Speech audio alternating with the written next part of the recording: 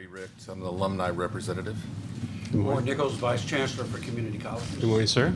I'm John Morgan, Chancellor of Board of Regents. Chancellor. Howard Roddy, member of the Board of Regents and a Vice President at Memorial Healthcare System in Chattanooga. Good morning. Good morning. I'm Gary Farlow. I'm the president of the Cleveland Bradley Chamber of Commerce and the business community representative. Good morning, Gary. Good morning. I'm Coleman Foss. I'm president of the Foundation for Cleveland State as well as president of the local hospital. Good morning. Michael Stokes, Vice President for Student Services and Administrative Representative on the committee. Who won the game last night, Mike? We won. All right, good. Matthew Tolbert, Psychology Department, and Faculty Senate President. Good morning. Nancy Thomas, one of the nursing faculty and a faculty representative. Good morning, Nancy. Karen Myrick, Chair of Math Department and Faculty Rep. Good morning, Karen. Patty Weaver, Director of On-Campus Sites. Hello again. So again, Dr. Seymour, good morning. Thank you for being with us. We've got a set of questions that as committee members we want to ask you.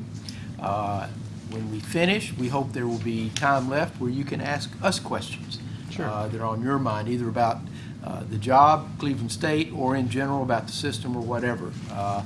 And so a lot of that depends if we're punctual on our side, and then the responses that come back, so we can leave that time for a little more of a dialogue. Very good. So I'm going to start with the first question, which is we've all, as you know, seen your resume. You've at least talked to some members of this committee. I have, yes. And some of your references had contact from us. So tell us 2 or 3 things that you would highlight about yourself, your career, you as a person that we really ought to focus on. Sure. Well, I think I bring a diversity of experience. I've been an educator for almost 34 years. And so I regard myself as an educator, even though I don't come from the faculty side and have that experience, as you probably picked up in my resume. I believe that I have been an educator in just about every other possible way throughout my career. The diversity of experience that I bring, I think, can be a very positive attribute for Cleveland State, having worked in large state universities, small private colleges, and now community college. I've been able to see the value that exists in all kinds of institutions and the impact that they have on students. So I think that diversity of administrative experience, that leadership, is something that I can bring to this position. I think it's significant that I've had an opportunity to serve as a president and CEO under some very trying circumstances. My experience at Lameth University is something that I do not regret one bit. I learned more about myself than I could ever imagine. I've learned about the capacity I have for work, the ability to dedicate myself, be committed, and see something through to the very end. And even though the result that we had in that situation was not what I envisioned early on, we did find a resolution that I thought was very positive for the community of Jackson and for TBR. And so I can bring many things to the table. I can deal with the best practices of many different situations and different collegiate settings. And I think that's very important right now in higher education, particularly in Tennessee, as we're making some major shifts in how we do business. And I've come into the community college process and I've learned very quickly about what the agenda is. And I've been able to use already experiences I've had in 4-year colleges in a 2-year setting. And I think there's many opportunities where we can look at all those opportunities, bring them to bear, those best practices for advancing our complete college initiative, now A2S. But to me, I see the need for leadership with somebody that can have that versatility, that ability to use all kinds of resources, and that diversity of experience I think I can bring to that. Thank you. Alan? Dr. Seymour, why are you interested in the Cleveland State presidency, and why do you feel you might be the best candidate? I think I've become a patriot for the community college system in Tennessee very quickly in the last couple of years. When I get involved with something, I take it on full bore. And I really do use that word patriot in a very important way because that communicates my investment. I found something at Jackson State that I'd never experienced before in higher education. A very different setting, different community, but I really was most impressed with the diversity of students and the needs that exist for those students. I worked at some colleges and universities in the past where they tend to take an elitist concept and look down their noses at other types of institutions. I've never had that sense about myself. I see the value that exists in a community college and what it does for our community, what it does for our workforce. And so when I came into Jackson State, as I talked with Dr. Blanding, he knew that my goal at some point was to return to a presidency. It's one of the reasons why I chose to take the job at Jackson State, not knowing if that would ever happen in the future. But Cleveland State's very similar to Jackson State. I feel very comfortable in that environment, and I believe I can serve Cleveland State as it moves forward because I have picked up the programs, the services, the initiatives that are really top of the list right now for TBR and community colleges. The shift that's been happening over the last few years in terms of making community colleges even more important within the organization of TBR. To set up a separate system with a new vice chancellor speaks very strongly about the intent that's going on. I also have a deep affection for East Tennessee. I was in Maryville College for 14 and a half years, and that's where my kids grew up. I had many friends in the area. Still have a daughter up in Maryville. I have another daughter in Nashville, and 3 grandchildren now, 2 of which were born in the last 6 weeks. And so it was very nice to drive back and see the mountains, and I feel very comfortable in this area. But I have a passion for leadership. I'm not somebody who wants to sit still and just keep doing what I've been doing. I have a desire for achievement. I have a desire for leadership, and I think I can bring those characteristics to be an excellent president, I believe, at Cleveland State. Thank you. Dr. Seymour, in follow-up to that question, where do you see yourself 10 years from now? Despite the outcome of this process, what do you see yourself doing 10 years from now? Well, I'm very determined to be a president in this system, and this is the only job I'm pursuing. I'm not looking all over the country for a job at this point. I'm committed to TBR.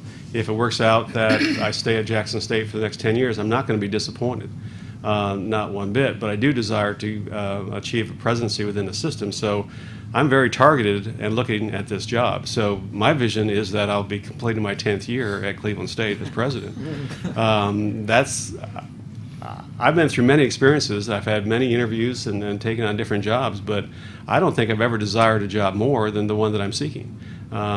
This is something that fits me personally and professionally, and so I'm targeting Cleveland State. This is the job that I'm going after, and if I get it, I'm going to be as happy about any achievement I've ever made. And I believe that on a personal basis as well as a professional basis. Could you tell us a little bit about the staff who have reported to you in your current or your last position, and how are you organized and how do you work together with staff? I think that's one of the strong suits is I really believe in planning, and I don't use that as a buzzword. I've had a very good mentor. President Gibson in Maryville College was excellent at planning. And what he taught me is that if you do it correctly, you develop an ethic of planning on the campus. And by that, I mean faculty, staff understand that this is how we do business, and this is what is providing us direction and vision, and it ties everybody together, and we make that happen. So first, it would be an emphasis on planning. The second is communication. To me, that is what makes everything work. And so I want to develop a team with the vice presidents and the other cabinet members such that we have an ease of communication, that we have an expectation for communication. And the structural things that I would do to make that happen through regular meetings, both in terms of the group of leadership officers that are there, but also individual meetings that we would have. But I believe in setting annual goals that support the strategic plan, that we assess those on a continual basis, that we review them, report back.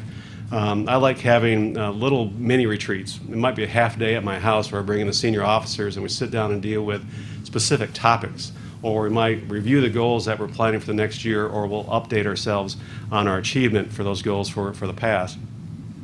The other thing is my approach is that I don't believe my job as president is any more important than anybody else's job on campus. And I truly believe that, and that's the way I functioned when I was at Lambuth University.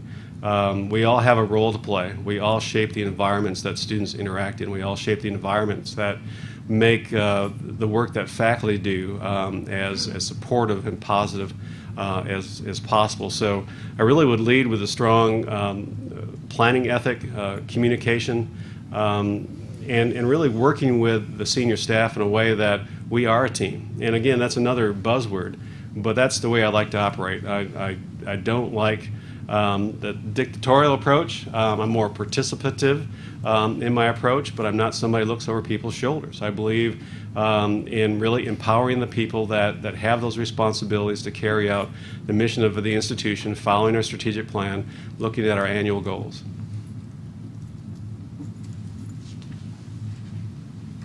So what would the people who work for you say about what kind of leader you are? One thing I think they would say is he's fun. And I don't say that lightly. I think it's important to have an atmosphere where folks can enjoy themselves. And if I was rank ordering things, I might not put that at number one, but it's in the top three at least.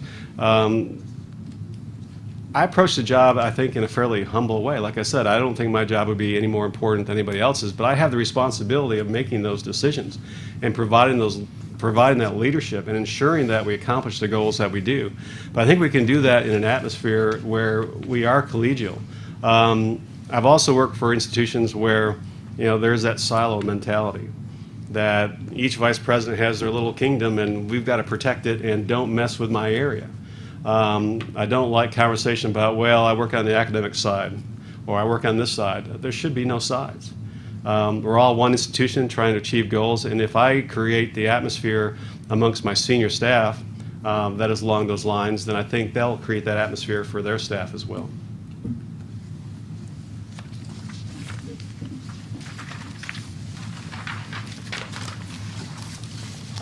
Dr. Seymour, can you give us your experiences and what you would consider to be essential components of a strong and effective community college administrative team? Of the administrative team? Correct. Well, I really like looking at organizations because I think if you put the structure together correctly that addresses the needs on your campus, that's something you have to do. Now, I wouldn't come in and automatically say, well, I like doing it a different way, so let's restructure this and move people around. I believe that the people that are here today are here for a reason. They've been selected to do their jobs, and I expect that they do it well. So early on, my priority would be to get to know them. What are their strengths? What are their weaknesses? And develop those relationships so that we can understand where we want to go in the future and start to develop those plans. But an effective team is one that communicates. I really believe in the shared decision-making process. It's not that I'm trying to shirk that responsibility onto other folks, but if we have a process whereby we're involving people across campus, whether it's the faculty council or whether it's the classified council or the pro-tech council, that we use the processes in place to discuss important issues. I've worked on campuses where we have a senior staff meeting and all we do is meet and report what we're doing. We're not discussing issues. I like to have a meeting where we talk about what decisions do we need to make? What discussion needs to occur? And then maybe you get down to the information. If we're doing things correctly, we should be informed about what's going on. But I'd rather have the interaction where we're discussing the issues and getting some sense together as a team. What's the better direction to go? What are the priorities that we need to work with? And then ultimately bring recommendations to that senior administrative team. And ideally, there's a consensus. If there is, great. If not, I know that I need to make that final decision because that's my responsibility. Because not only do I have a responsibility for representing Cleveland State, I'm also responsible to TBR and the Board of Regents. And they're my boss. They set the policies and the procedures, and ultimately that's my responsibility. So I'm a conduit, I'm a liaison, I'm a leader for a particular campus, but I have to follow and achieve the goals that TBR has set. So we don't have this at Cleveland State, but when it comes to poor performers, there's always those poor performers in any organization. So how would you deal with someone that's just not getting the job done? Many times when people are not performing at the level that they should, they've not been provided the right kind of attention, supervision, or assessment. I'd want to make sure first that there has been a process of review, that They have looked at that performance, that there has been communication from the supervisor or the vice president or even the president. Every situation is different. And so hopefully there's a process where you can go by and through assessment and coaching, get somebody to achieve at the level that you want. To me, there's nothing more important than the people that exist on campus. They're the most valuable resource that any president's going to have. And so I don't take any individual lightly. And so I want to provide them the respect that we're going to communicate, talk about the shortcomings that might be there, where we need to make those improvements, set up some conditions or expectations for making that improvement. And if that doesn't occur, then a change would have to happen.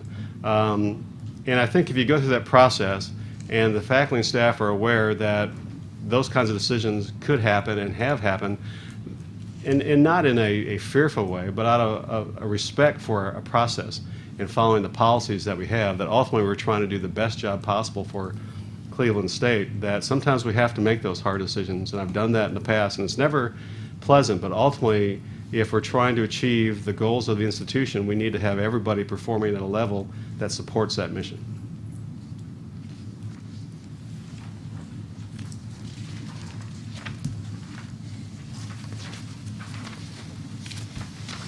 Could you please tell us what we might expect from you during and after your first 90 days on Cleveland State? First 90 days? As president.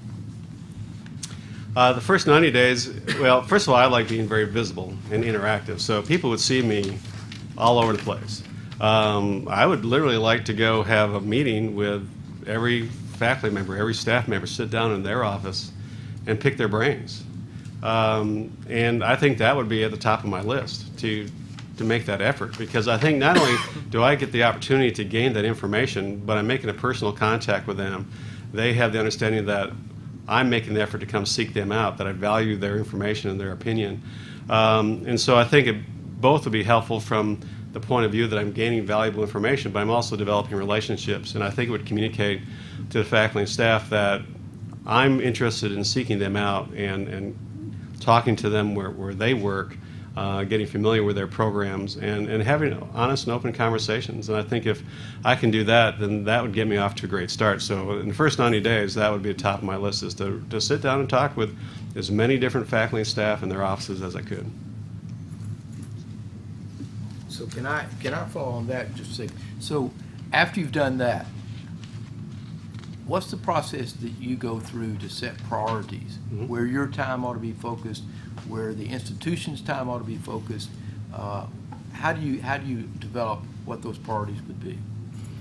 Well, to me, I kind of come back to that planning concept. I think after the first 90 days, and I've become familiar with folks, they become familiar with me. I've done some assessment about issues and priorities, that I would go through a strategic planning process. And maybe not in the sense of we're going to recreate something. We obviously have a strategic plan in place. The board has a strategic plan.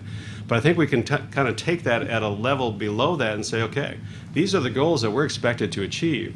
And I think there's a lot that can be gained by going through a process that involves faculty, staff, and students to talk about the issues that Cleveland State is facing.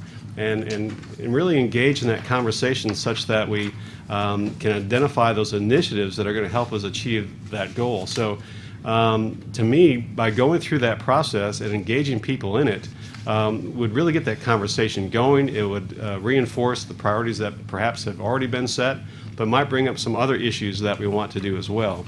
And so I do strategic planning all the time. I'm asked by all kinds of organizations. I've done it for other colleges and universities. I've done it for our Rotary Club. I'm doing it for our symphony. I've kind of become this strategic planning guy in Jackson, Tennessee. But I really believe in that. It's not a buzzword for me. It's a process that lives and breathes, and if you're doing it right, you can make a difference. But I think the most important thing is that you involve people in the process, and by doing that, you really have people functioning in a way that is moving in a positive direction. Thank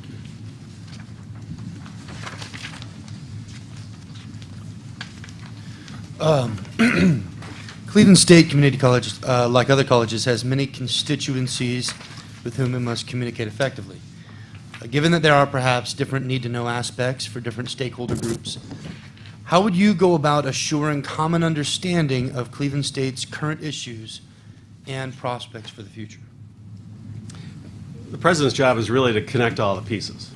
And so to me, I come back to that comment I made earlier about communication.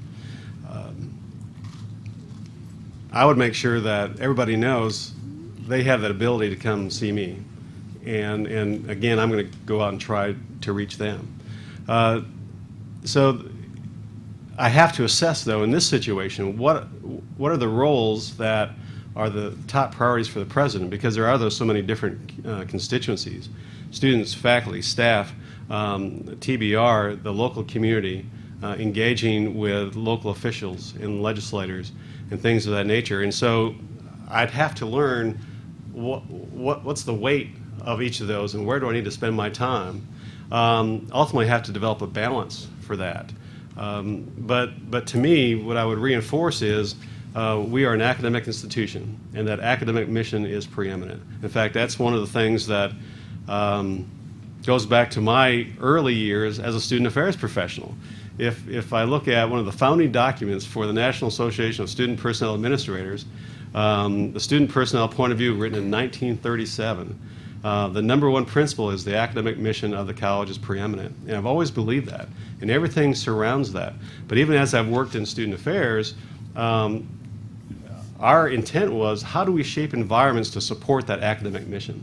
And that's what makes everybody an educator, because if we can create those environments that support faculty in their classrooms, both in terms of the physical nature of the campus, but also the support systems and all the needs that a student has, then they can concentrate more heavily on that. So to me, one of the top priorities is to make sure that faculty understand that I'm here for them. And even though they might say, well, he didn't come up through the ranks as an instructor or an academic dean, that they know that I understand what they do, appreciate that, and respect that, and I'm going to do everything to protect their role within the academy.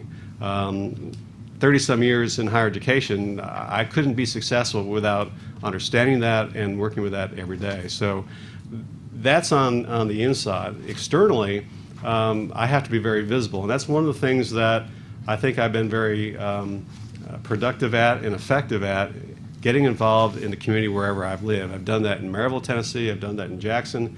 And I don't do it as a resume builder. I do it because when I get involved in the local community, that makes that community my home.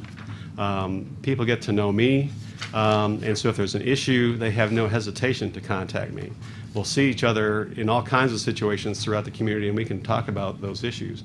But ultimately, and this goes back to the question about what do you do in the first 90 days, maybe it takes a little bit longer, but I really have to assess and weigh those different constituencies in terms of where I spend my time that may impact how I work with the senior staff.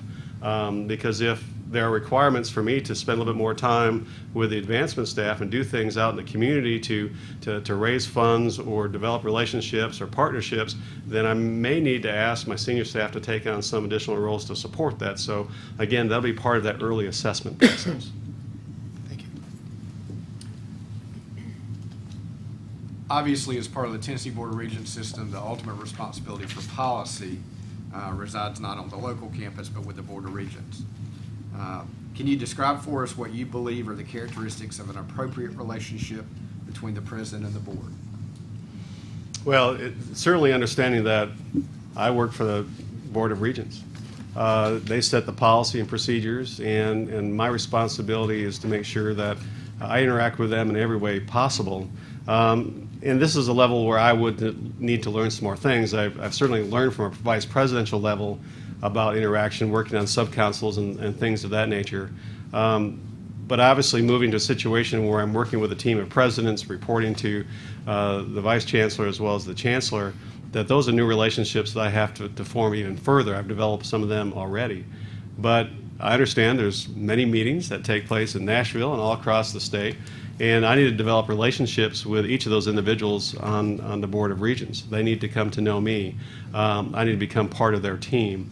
And so it's a very interesting dynamic when you have a statewide system and you're developing those kinds of relationships. You're responsible for a local campus and developing the relationships in the community. But I would come into it with my eyes wide open and understand that I am directly responsible to the Board of Regents, that my responsibility is to carry out the policies and procedures and the goals that they have set. And I think I'll feel very comfortable with that, because as a person who is very connected with goal setting, then that's what's going to drive me. I can come back to the campus and communicate.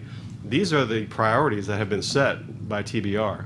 These are the things that we need to accomplish. How do we do that? Then we shape our work together, our planning together to make that happen. So, like I said earlier, when I become involved in a particular organization, I think I've proven I'm a very responsible person. I follow through with responsibilities. I'm timely and efficient with getting reports done. That's important. I don't take that lightly. If I have a responsibility to get a certain task done or get a report completed, I'm going to make sure we get it done on time. And that takes me taking the responsibility with my staff to do the work necessary to make that happen. So if I'm given an assignment, I follow it through.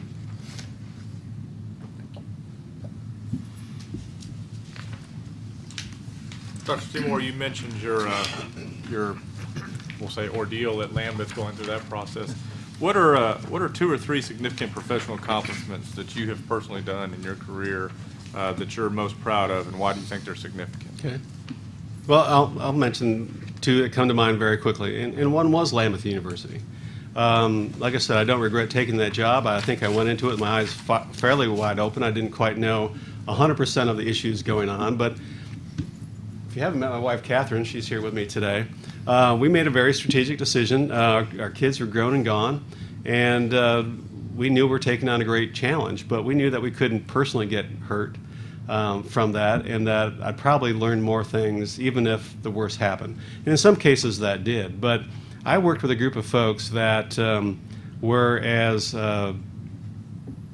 incredible as I've ever worked with. The dedication and commitment by a group of folks, and I think what I was able to do during those last 2 years was keep people together. And folks saw it through to the very end. We had very few faculty or staff leave during that period of time, but we were trying to pull every rabbit out of the hat that we could. We were looking at all kinds of investors and loans and new programs and constantly trying to deal with SACs. If I've learned anything, I learned how to deal with SACs. Not many people got to sue them in federal court, but sometimes you have to do whatever it takes to protect your students, and that's what we did. And so, even though that was a very difficult thing, I couldn't trade that experience for anything. So, achieving the end result was very positive. I talked to 3 different colleges and universities that had interest in buying that campus for their own purposes, but we got involved with the community. They had an interest in developing a 4-year public institution in Jackson. Jackson's very unique in terms of the number of institutions that are there, but the one thing they didn't have was a 4-year public institution. Now, UT Martin was trying to come down and get as much of that share as they could, and so there was a great interaction of community folks, community leaders, legislators, TBR. The chancellor was there a number of times, and working with Dr. Raines from the University of Memphis was a great experience to kind of go through that and end up with a result that I think everybody is thrilled about. The folks in Jackson have something they never had before, a very important facility, educational institution that's still operating in that location, which is an anchor for that Midtown area. So we achieved something very important, so I certainly would count that as one. If I look at something a little bit more programmatic, I think of something very recent at Jackson State. One of the first things we did after I participated in the Complete College Academy is that we developed a required orientation and registration process. And to me, this was a game changer at Jackson State. What I found coming in at that point, before we kind of got cranked up with Complete College, is that in terms of student engagement, we were very passive. You know, students would send in their application, we'd send them a few letters. Hopefully they completed that process, and perhaps they went online and registered themselves. There's very little human contact, and maybe they'd show up for the first day of class. The message that we got from the Complete College process is that we need to be more engaging with students. We need to be more directive in many cases to make sure that they're receiving the kind of attention and instruction that they need. So folks told me, it'll never work. You have to get 1,300 students to go through a common experience.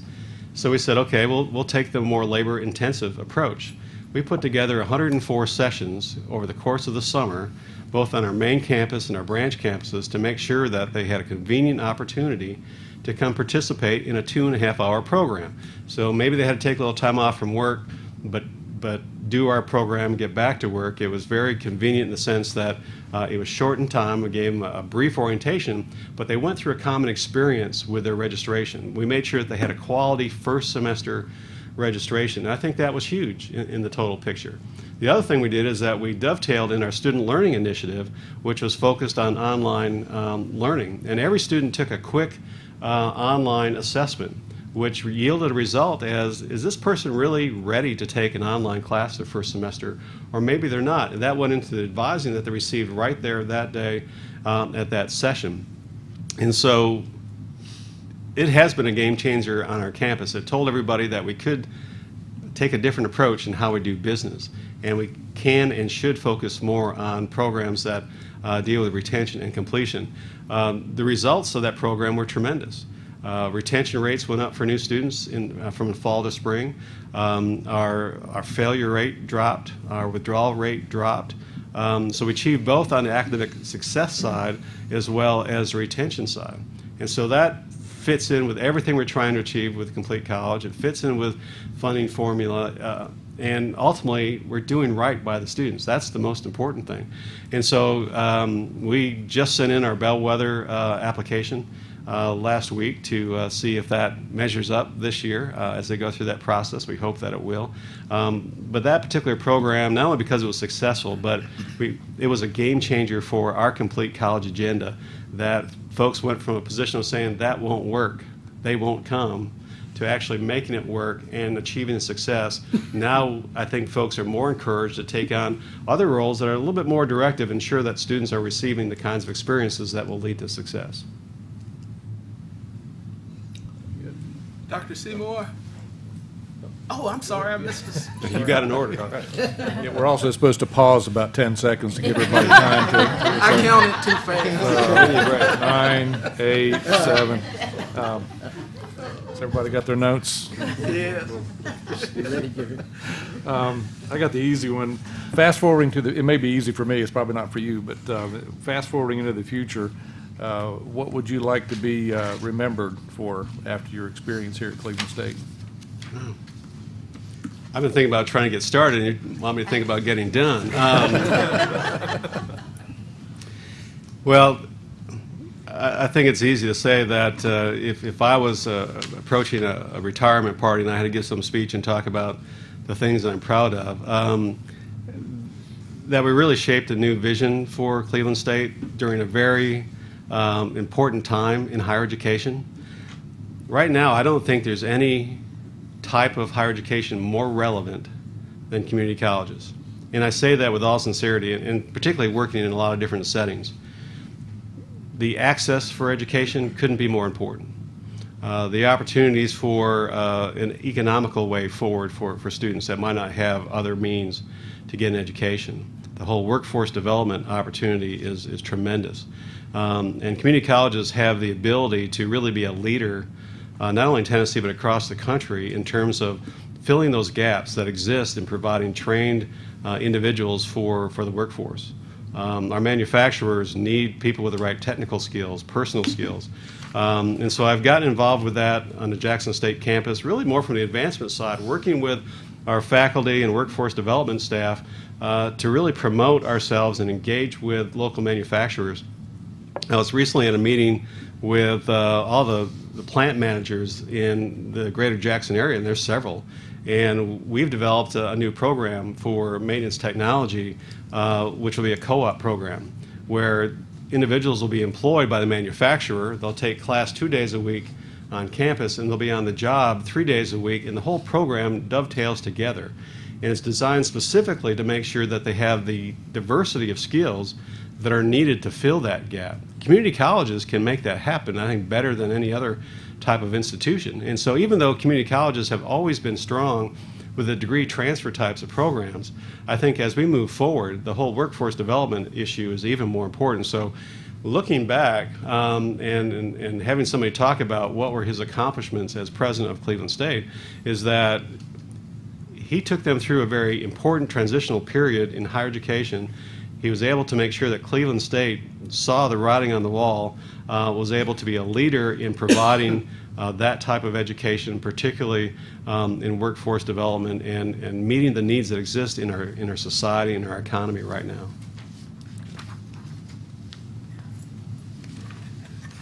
Count to 10.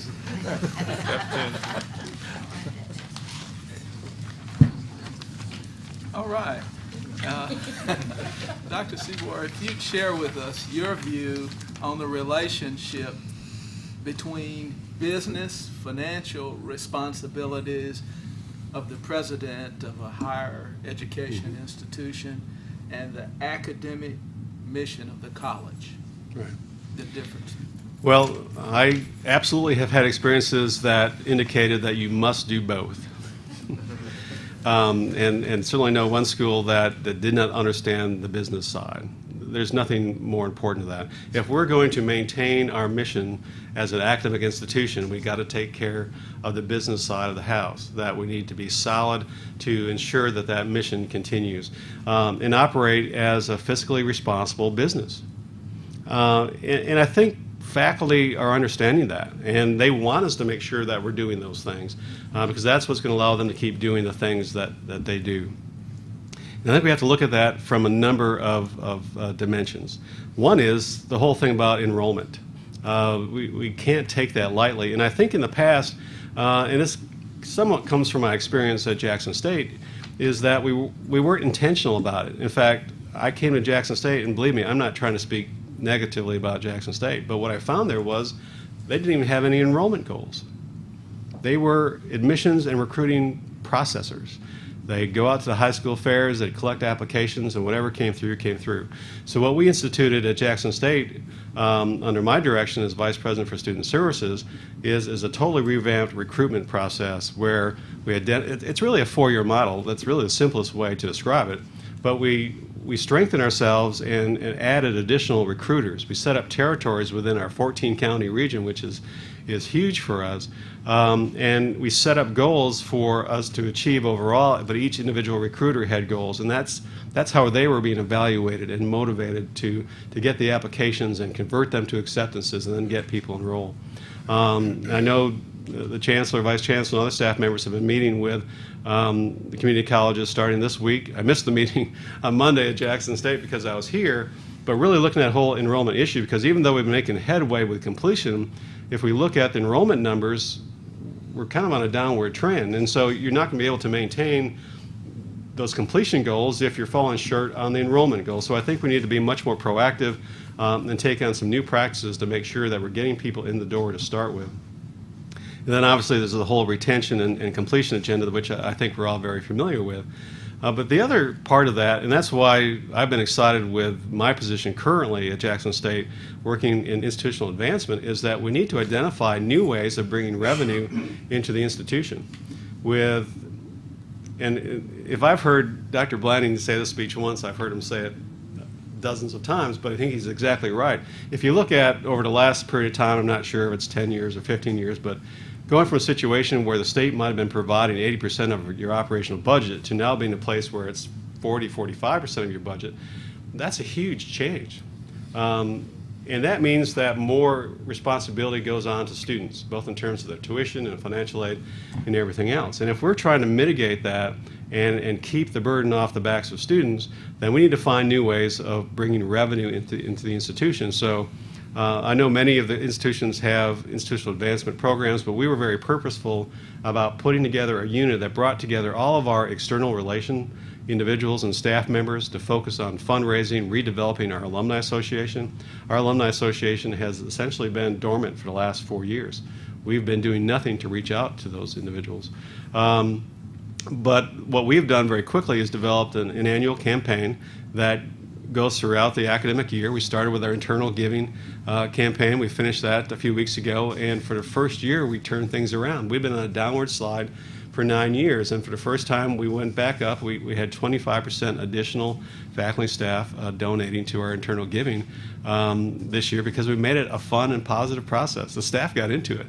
We did these great little YouTube videos every day that faculty staff were the actors, and It was fun. I'd love to show it to you sometime.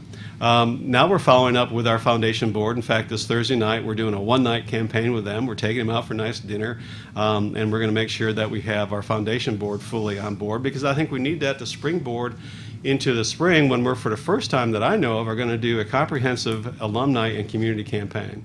My director of development went and met with Jim Ayers because she has a great relationship with Jim. And I was out of town at one of my grandchild's birth, and Dee did a fantastic job, but we wanted to ask Jim if he and First Bank would take the leadership role in our community campaign, and he readily said yes. And so that was a great start, and we're going to put together a great team within the community to help make that all happen for the first time, but taking a very intentional and comprehensive approach to doing fundraising. And then there's the whole capital side. We need to make sure that we can access outside funds to help support the monies that we need to come up as matching dollars for our physical improvements. And then the other part is grant writing. As we put together our Division for Institutional Advancement, we developed a position for a grant writer, and we hope to fund that in the coming year. We're renovating a new office space for our division. We've made an office for the person. I want to make sure that we fill that. And so if we're doing fundraising appropriately, we're seeking out grants and bringing in resources. As we've been talking about on our campus, that's the third leg of the stool that needs to go along with the state appropriations, student tuition dollars, and those additional resources that come from outside. So if you can do those things, then I think you're providing the resources necessary, and then it comes down to really sound financial management to make sure that that happens. Great response. All right, thank you. Let me ask you a couple questions, if I may, Dr. Seymour. One of the things that's different about Cleveland State is you've got another community college 30 minutes down the road in my hometown, Chattanooga, which is a positive, but sometimes it can present challenges as well. So as you look at Cleveland State, what do you think you can do? How can you position it so it's distinctive and has its own brand, image, and it's a little bit different than Chattanooga State down the road? I think that's going to be one of the biggest issues that we face in the near future. Obviously, Cleveland State's already trying to deal with that issue. And so, yeah, the location, the proximity of Chattanooga State is a very part of that. Cleveland State's on the southern end of its service area. So obviously the Athens Center is very important to that. I would wonder if there are other opportunities for centers within the service area and what that might bring to the picture.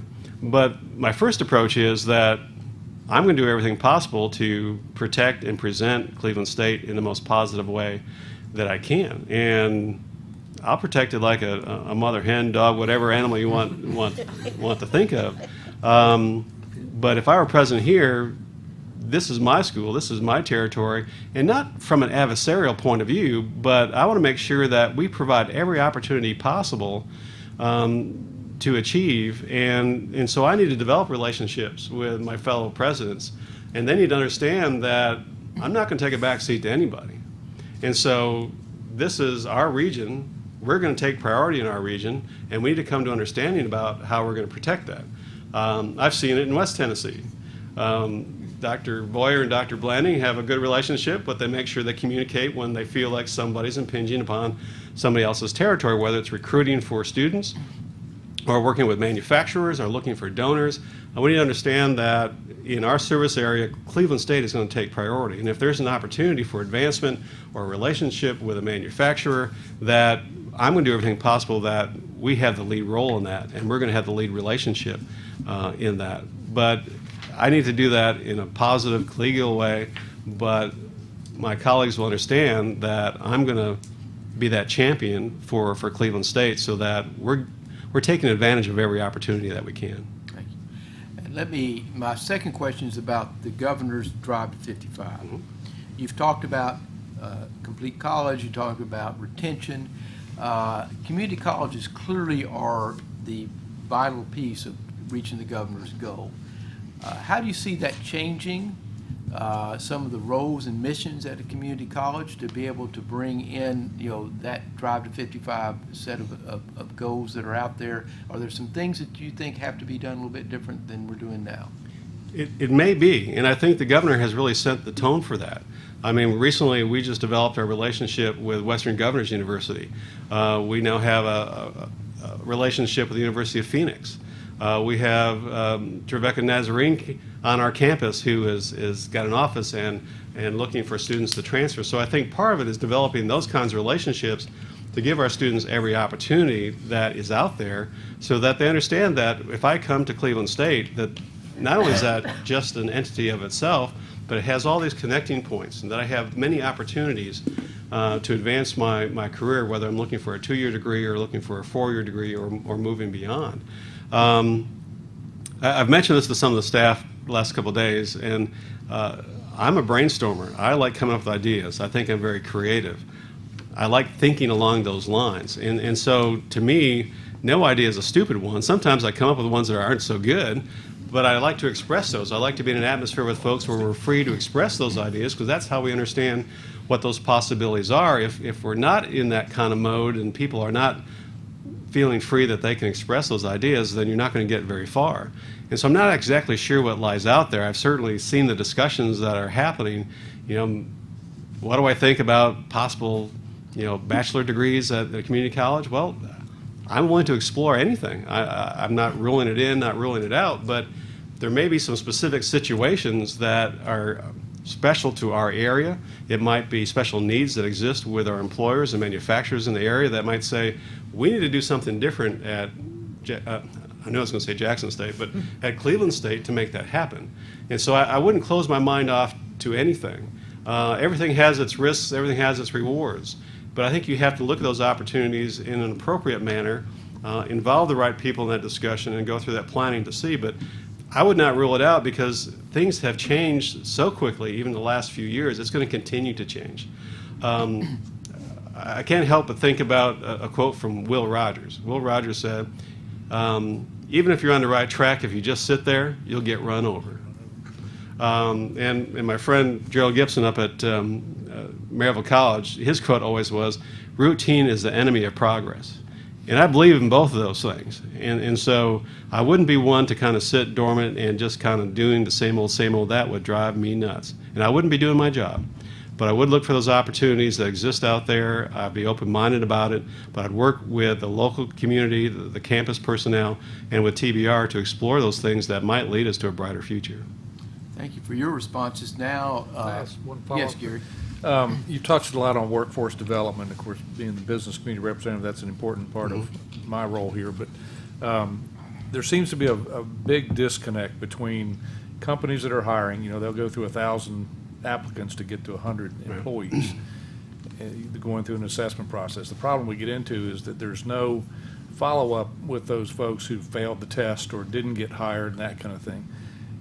All of that kind of gets to the non-traditional student, and I think there's a market out there that needs to be met with getting adults out there that they've been through school, they've been in the workforce for a few years, they found out that they're not getting where they need to go. What's your experience been or your vision for kind of reaching to that population? As I think about kind of the non-traditional student, that is a tough group to deal with. It's always been a very important part of the community college experience. It's easy to go out and find high school students. We know where they are. We go to the high schools and we recruit them. It's a little bit tougher to recruit non-traditional students. And so I think going to those businesses that are in your area and making sure you have that relationship so you can communicate what opportunities you have available. It might be going to the Chamber of Commerce and finding out what opportunities exist. It might be going to local churches. And so I think you take advantage of all of those opportunities. I think it's going to your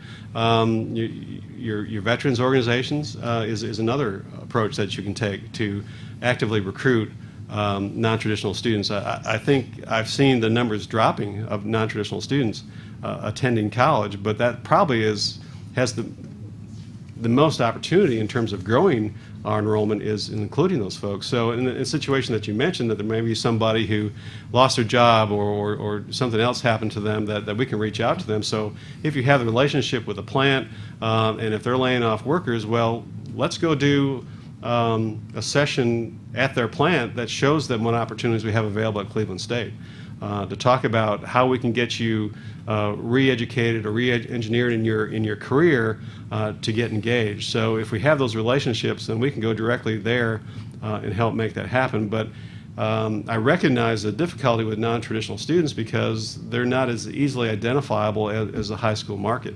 And I think the high school market's going to be more and more competitive. There's just no question about it. And so I think we need to continue that.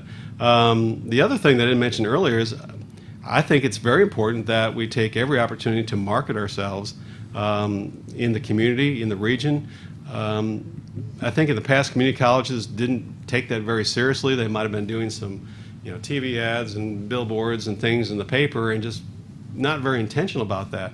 But now we got to compete with everybody. We're not just competing with Chattanooga State, but it's UT Chattanooga, it's Tennessee Wesleyan up the road, Bryan College, whoever is in the area. That we need to make sure that people understand that, number one, we're here, what we do, and what advantages they can get by coming to Cleveland State. And also by developing those relationships in the community. Another thing that could help quite a bit is strengthening your non-credit or continuing education classes.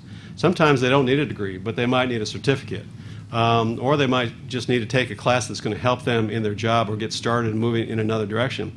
And one of the best ways sometimes to get somebody involved in the credit side of the organization is having experience through a non-credit program.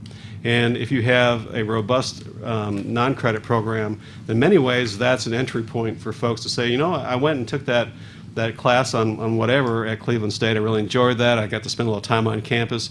I didn't really feel like a fish out of water. I can go do a credit class and get started on a degree. Thank you. So now, Dr. Seymour, do you have questions for us? I could ask a million questions. I've been asking several over the last few days. But I'd like to ask our student representative a question because I haven't had a chance to talk to many students. I went to the basketball game last night, but didn't get a chance to talk with students. But I want to ask you, what is your hope? What do you think the students are looking for? What do they need in the next president?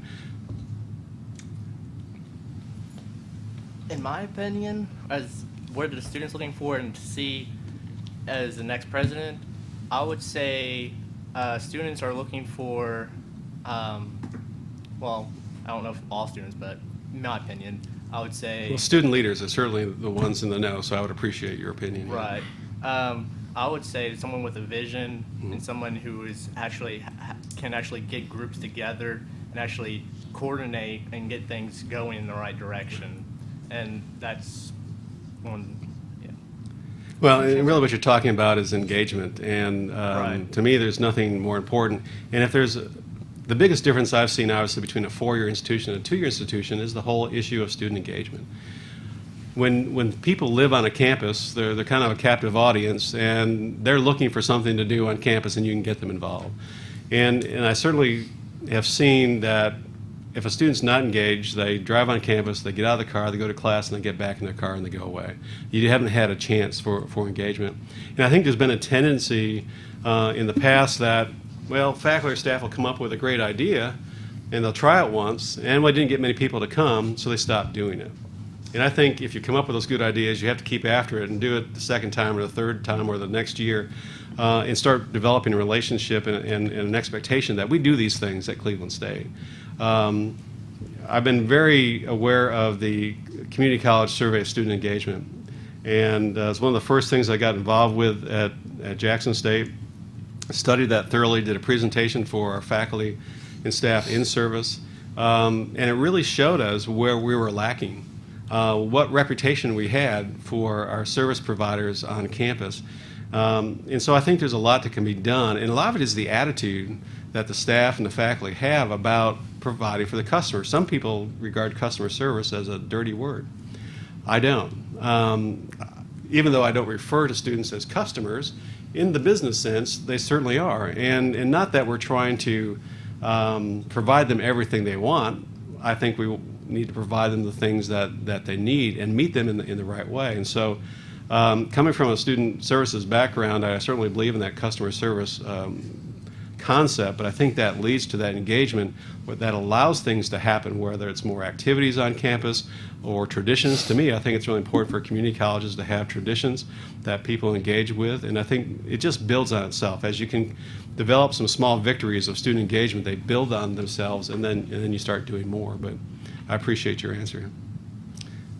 I wondered if I could ask something. You mentioned going to the basketball game, and so I'm curious, at Cleveland State, we really consider ourselves to be kind of like a family, because we do spend a lot of time together each week.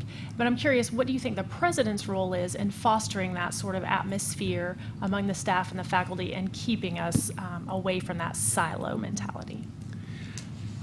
Like I said, I'm into engagement and involvement, and I think I've demonstrated that in my roles at Jackson State and every other place that I've worked.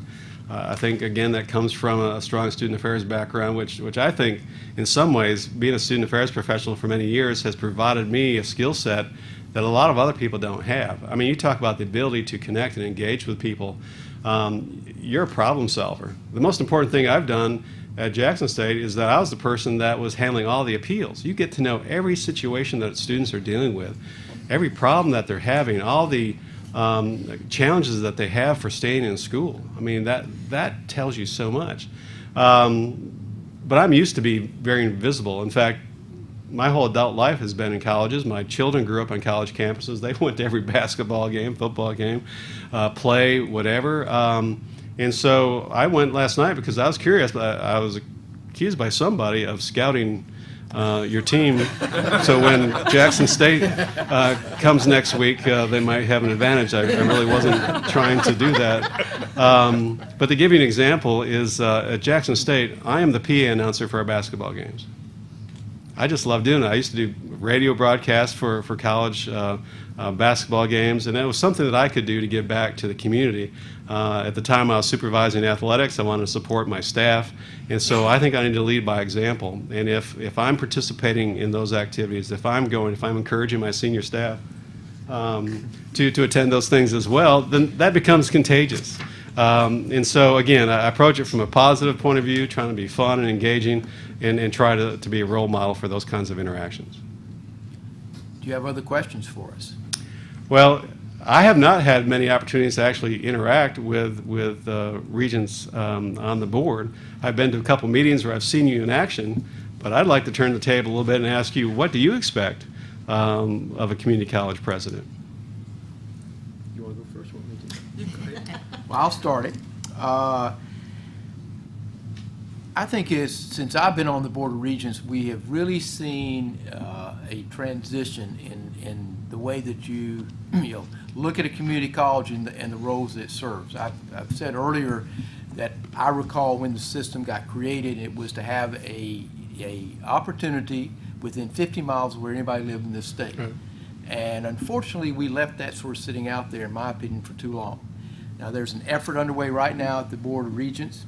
Monica, back in the back, has been a driver of this, working with Warren, of helping people better understand what the community college experience is all about today. While it does provide you with workforce experience and training, but it also provides the credits if you decide you want to go on to 4 years. We've seen where a lot of the students coming out of community colleges are better prepared in the four-year institutions than some who start as freshmen. Right. But we haven't done a great job in sharing that story. I think we allowed people to still think of the community college as the place that people went because they couldn't go anyplace else. Right. And so I think our commitment as a Board of Regents is trying to make sure that push, incentive, or whatever the chancellor knows this is there to make sure that if we're going to hit the governor's goals, and I think the goals are important, that we've got to make sure people understand what community colleges offer, because that's where the goals are going to really be met, is at the community college level, not the 4-year. You got the technical centers or technical colleges now, but it's the community colleges where it's going to happen. And so we've got to like I said, we got to be very, very dedicated and focused on making sure that's out there, which means that we have good staff, good leadership, that students who are out there understand opportunities, that we look at how community colleges are set up so they do bring back that student who, the non-traditional student. The Western governors, to me, is very important because we've heard from them as to who they reach, who they're trying to reach to bring back. But that, to me, all happens at the community college level. It does not happen at any of the other pieces of the higher education system in Tennessee. And so I hope what you see from us is, is that level of commitment and support to really make sure people understand, what the community colleges in Tennessee offer. We got to be willing to look at new ideas, but at the same time, I think we've also got to be diligent enough to say, maybe we ought to do the things we're doing right now real well before we jump into some new things and move in different directions. So that's my answer to you. Well, thank you. It makes me think of the new marketing effort that we're doing statewide, and I appreciate that. And I've been using that in my work, and it dovetails nicely with the marketing that you do in the local regional area. So that, to me, says a great deal that TBR as a whole is making the effort to promote community colleges statewide. And the other thing that makes me think of is really the connectiveness that I think that's happening through the business process modeling. Some people look at that and say, well, what a bureaucratic thing that might be. But I was fortunate to get involved with that and was on the coordinating committee for that. But a process whereby you're looking at the best practices that are happening across our system and trying to make sure that everybody raises to that level is a huge undertaking, but one that I think will pay off great benefits down the road. From my perspective, it's about growth. And I like your priority around strategic planning and coming up with innovative ideas. I think that if Tennessee's going to remain competitive, unless we can increase the number of Tennesseans with a higher education, whether that's at a 4-year, 2-year certificate at a technology center, I think it's going to be important that we focus on that. The retention and the collaboration with K through 12 so that the kids are ready for a higher education once they graduate and don't have to take remedial. And I think the collaboration with business, the chamber, the manufacturing community, all of that will be essential if we're going to remain competitive, because now it's global competitiveness. And we don't want companies going to South America, or outside the United States, because that's jobs and the quality of life. So I really like your looking out front, having a vision, and getting input from people. So from my perspective on the board, it's about growth and access to higher education. All right. Thank you. I've been asking a lot of questions for a few days. I even got a head start. I talked to the city manager on the phone last week. I talked to the county mayor, picked his brain. And so I've been trying to study as much as I can, and went to a Rotary meeting yesterday and met some folks that are very supportive. And so, again, I like making those connections, but I don't have any further questions. Thank you, Dr. Seymour. Let me then just ask you if there's any last comments that you want to share with us before we talk about what the next steps are. Sure. Let me just reiterate again that I'm here for a particular reason. I'm not sending resumes across the country trying to find a new job. I've become committed to the TBR system. I've been an educator in Tennessee for the last 18 years. This is where I want to stay. This is home. After the Lambeth situation, I had an opportunity to probably go anywhere in the country. When that happened, my wife and I had a conversation about what's our top priority. And our top priority was staying close to our daughters. We have one in Nashville and one in Maryville. And so that kind of worked well with that commitment to getting involved with this system. If I were to get this position, you could count on me to be a champion for Cleveland State and a champion for TBR. And I would be very honored to be in that position. Well, Dr. Seymour, let me thank you for your interest, for your responses to our questions today. I hope we answered your questions back appropriately. We're also glad that your wife is with you today, so thank you for being here as well. Let me share with you what the next steps are. I know that you will have a conversation with the Chancellor and the Vice Chancellor later today. There's probably one more day that you are still here before you head back to rural West Tennessee is what I still call it. The Chancellor will reach out to all the members of this committee ask them for their comments on the candidates that we are talking to today. And his goal is to have a choice made and recommended to the Board of Regents before Thanksgiving. Right. So thank you again, and we appreciate your time with us today and for your interest in Cleveland State. Thank you, everybody, and I appreciate your service on this committee. Thank you.